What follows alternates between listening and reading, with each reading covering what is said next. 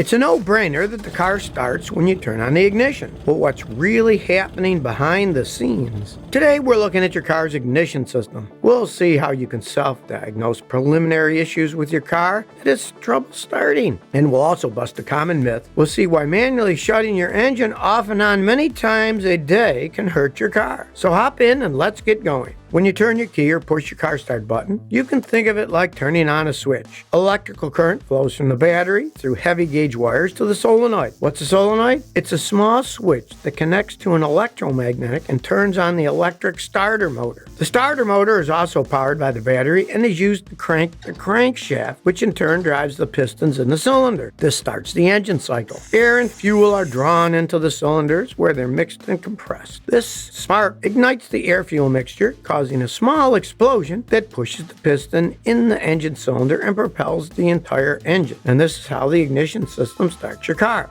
Ever turn the ignition key and notice your engine making a grating sound? That's the sound of the crankshaft turning and pistons moving to start the engine cycle and compression. Without this, the car wouldn't be able to start the chain reaction of combustion that enables it to run by itself. Ever try to start your car but it didn't? Or maybe it did start but took longer than normal. So what does that mean? Well, there could be something interfering with the process. For example, it could be a lack of fuel, a low battery, or maybe a clog in the engine system. In order for a car's engine to start correctly, all of its parts must be synchronized. If even one part is out of sync, then the engine can have problems starting. The air intake and fuel valves must open at the exact time to deliver fuel to be compressed, and the spark plugs must ignite right at the height of the compression for optimal power. If they were to fire too late, the engine wouldn't be running at full power. And if they fire before the fuel had a chance to enter the cylinder, the engine may not even start at all. It's also important to keep in mind that the reason your car takes longer to start may depend on a host of factors and conditions, some of which may not be as easy to find. It can be affected by the condition of the starter, fuel pump, or other factors, and even the weather, believe it or not. So if you're trying to figure out why your car is so slow to start, there are a few things you can check yourself to pre-diagnose the problem. The first thing, and it may sound obvious, is to check your fuel gauge. If your car's out of gas or nearly out of it, that could be one cause. So you want to be sure to check your fuel, just as part of the process of elimination, especially if your fuel gauge doesn't work right. If your tank isn't empty but the car is difficult to start, then another possibility could be a problem with fuel pressure. Let's say you turn the ignition, the starter begins to make strange sounds, and at the same time the headlight or lights on the dashboard get dim. This could possibly be caused by a battery that is dead or dying. For instance, if you left the cabin lights on overnight, this would drain the battery and could make it harder for the car to start. Or let's say it's a cold winter morning. It's possible the reason could be the cold outdoor temperature. Cold temperature can cause the engine oil to thicken, which makes it difficult to pump and therefore makes the engine work harder. Cold weather can also affect the strength of the current coming out of your engine's battery. Additionally, the fuel injectors may also take longer to deliver sufficient fuel to the engine for combustion. So the best way to avoid being late to work in winter is to leave your car in the garage overnight rather than outside in the driveway with snow on top of it. Or if that's not possible, give yourself a little more time on very cold days to get your engine up and running, and let the engine run for a few minutes so it can properly warm up. What if your car has a hard time starting and the battery has been ruled out as the reason? Then it could be a result of a computer or sensor problem that's affecting the ignition timing. Or it can be the spark plugs or ignition coils. So you want to get the ignition coils and spark plugs checked out and run a diagnostic to make sure your car's computer is working properly.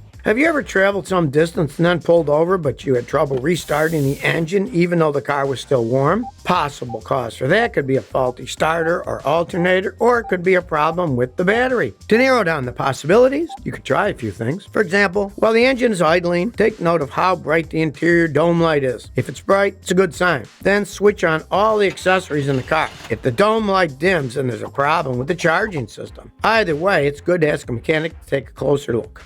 By the way, did you know what happens if you don't start your car for a while? Let's say for a month or more? To be clear, cars are made to be driven and not to sit idle for months. When motor fluids aren't used, they start to deteriorate. And those parts of the engine that are not lubricated begin to corrode with rust. Even worse, rodents can climb inside the car, chew on everything they can reach. Mice often gnaw on the wires or other organic car parts, which can cause damages, especially those cars that have soybean-based wiring coating. Tires are also affected by the inactivity of a car. When a car isn't in use for long periods of time, tires slowly deflate, especially in cold weather. Also, since the weight of the car is pressing down on the deflating tires, it can lead to flat spots on the tire. Of course, filling the tires with air will solve the problem for the moment, but this isn't always the case because tires can have lasting damages from flat spots. That's why some people jack their cars and put them on blocks if they sit for a while. In addition, if a vehicle sits inactive for an extended period of time, moisture can build up over time in the gas tank, which can lead to corrosion. So this begs the question, how long can a car be left unused? In general, the longer a car is parked and inactive, the more serious problems will arise. So if you aren't planning to drive your car for a long time, it's important to take some steps to reduce the impact of inactivity. Here are a few tips. First, use a car cover.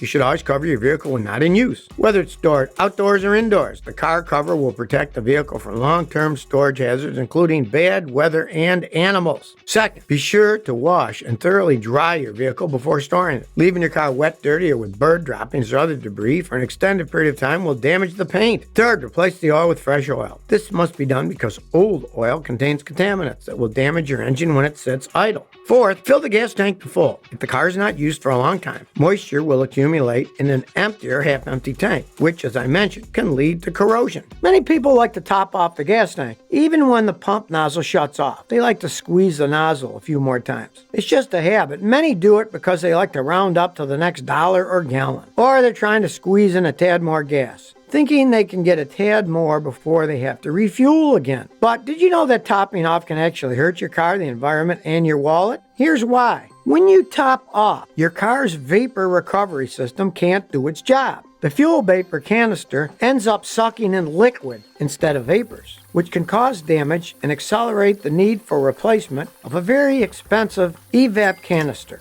Also, it's not good for your wallet. Gas stations have their own vapor recovery systems to recapture not just gasoline vapors, but also excess gasoline being pumped into a car's tank. So what does that mean? Well, some of the extra gasoline may actually be going right back into the gas station storage tanks, but you're still getting charged for it. And lastly, when you top off, it's not uncommon to spill some gas on the ground, which is a fire hazard. But also, spilled gas evaporates and creates smog when the fumes meet sunlight. Plus, gasoline is toxic, so you don't want to breathe in the fumes or spill any on your skin or clothes.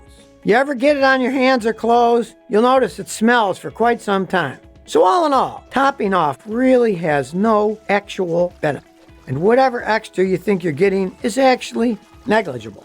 Some people think that you get more for your money if you refuel in the morning. Their logic is that temperatures are cooler in the morning since gas is denser. You can get more fuel per gallon pumped. The science is correct in theory, but the myth isn't true because it fails to take into account where the fuel is stored.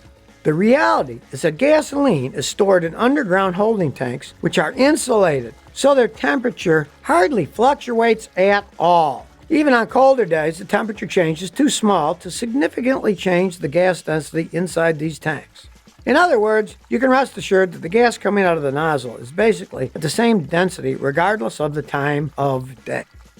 Place the vehicle on jack stands. If you don't plan on driving for a month or more, it's best to remove the wheels and jack the vehicle up. Yes, this requires some extra work, but it'll prevent flat spots and other forms of tire damage. And here's the sixth tip. Don't use the parking brake on your car if it's going to be inactive for a long stretch. When a car stands in one place for a long time without moving, rust can form in the brake system. And if you apply the parking brake, the rust can cause the brake pads to fuse. That's why it's best not to engage the parking brake when leaving the car inactive for an extended period of time.